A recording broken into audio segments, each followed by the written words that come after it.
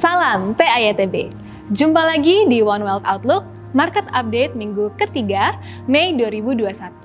Saya, Claudia Simanung Khalid, siap memberikan informasi dan analisa terkini, pergerakan pasar global dan domestik untuk membantu Anda memilih strategi investasi terbaik.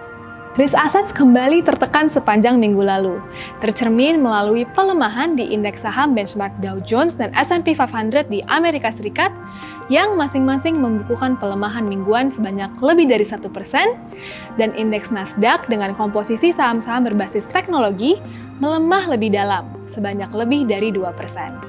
Sepanjang minggu lalu, indeks saham Amerika Serikat mengalami volatilitas yang cukup signifikan, dengan indeks S&P 500 yang sempat turun hingga 4% di pertengahan minggu, dan VIX atau Volatility Index yang seringkali dijadikan indikator ketakutan pelaku pasar yang melonjak tinggi dari level 16,69 dan menyentuh level 28 di pertengahan minggu. Di pasar surat hutang Amerika Serikat, terlihat bahwa obligasi pemerintah Amerika Serikat pun turut mencatatkan pelemahan sepanjang pekan lalu. Tercermin dari imbal hasil pada tenor 10 tahun yang membukukan kenaikan yaitu sebanyak 6 basis poin ke level 1,64% di akhir pekan lalu. Faktor utama pemicu volatilitas pasar datang dari rilisan data di Amerika Serikat, yaitu data Consumer Price Index atau CPI yang seringkali digunakan sebagai salah satu indikator untuk inflasi. Dilaporkan bahwa data US CPI per bulan April secara tahunannya mencatatkan kenaikan pesat, yaitu sebanyak 4,2% dan merupakan kenaikan tertinggi sejak tahun 2008 lalu. Rilisan data inflasi ini selain melebihi prediksi pasar, tetapi juga merupakan kenaikan yang dinilai cukup signifikan. Walaupun terdapat faktor low base effect, di mana pembanding angka inflasi secara tahunan di bulan April 2020 lalu berada jauh lebih rendah akibat lockdown di awal pandemi, namun investor masih khawatir akan dampak tekanan inflasi yang tinggi terhadap arah kebijakan The Fed ke depannya. Beralih ke Indonesia.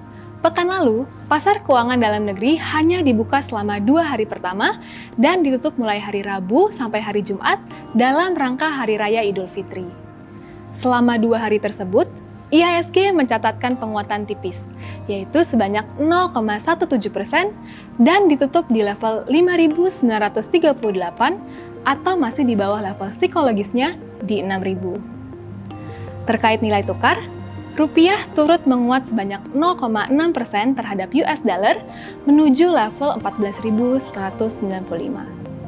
Sebaliknya, pasar surat hutang terlihat melemah dengan imbal hasil obligasi pemerintah Indonesia tenor 10 tahun yang naik sekitar 1 basis point menuju level 6,41% di penutupan hari Selasa lalu. Adapun beberapa hal yang patut untuk kita perhatikan dalam beberapa sesi ke depan. Yang pertama, sentimen pelaku pasar terkait kekhawatiran akan naiknya tekanan inflasi masih berpotensi menjadi sumber gejolak pasar.